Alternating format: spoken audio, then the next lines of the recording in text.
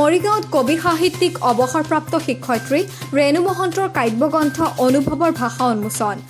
মৰিগাঁৱৰ প্ৰতিশ্ৰুতি সম্পন্ন কবি সুলেখিকা তথা অৱসৰপ্ৰাপ্ত শিক্ষয়িত্ৰী ৰেণু মহন্তৰ কাব্যগ্ৰন্থ অনুভৱৰ ভাষা আজি এক গাম্ভীৰ্যপূৰ্ণ পৰিৱেশত উন্মোচন কৰা হয়। দীৰ্ঘদিন ধৰি সহ্যগত হৈ থকা কবি সুলেখিকা ৰেণু মহন্তৰ মৰিগাঁও চহৰৰ ৰজাগাঁও বাসগৃহত এই গ্ৰন্থখনি আনুষ্ঠানিকভাৱে উন্মোচন কৰে বিশিষ্ট সাহিত্যিক কবি নাট্যকাৰ প্ৰদীপ পৰাশৰে।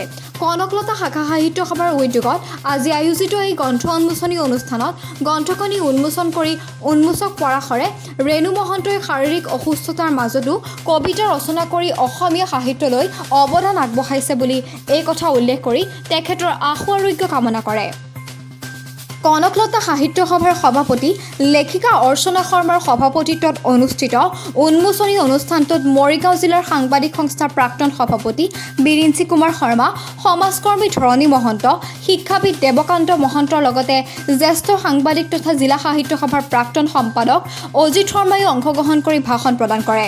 লেখিকা ৰূপা শৰ্মাই আধৰুৱা অনুষ্ঠানটোত কনকলতা সাহিত্য সভাৰ হৈ লেখিকা সাবিত্ৰী মহন্তয়ো অংশ লয়।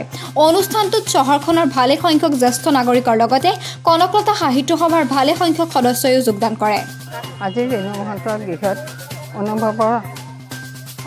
অনুভৱৰ ভাষাৰ কবিতা পুথিখন তেওঁৰ বাসগৃহত কনকলতা শাখা সাহিত্য সভাৰ সৌজন্যত আজি উন্মোচন কৰা হৈছে। ৰেণু মহন্তৰ অসুস্থতাৰ কাৰণে তেওঁ বহুদিনৰ পৰা সাঁচি থৈছিলে কবিতাবিলাক, সেইবিলাক মানে অত্যন্ত সিঁচৰতি হৈ আছিলে।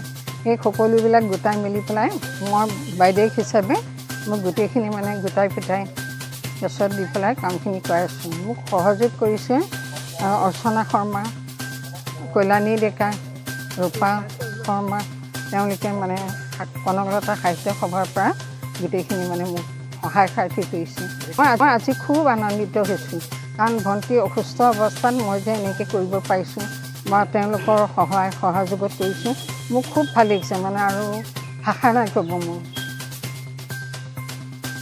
নিউজ ডেস্ক ৰিপৰ্ট, মৰিগাঁও সংবাদ।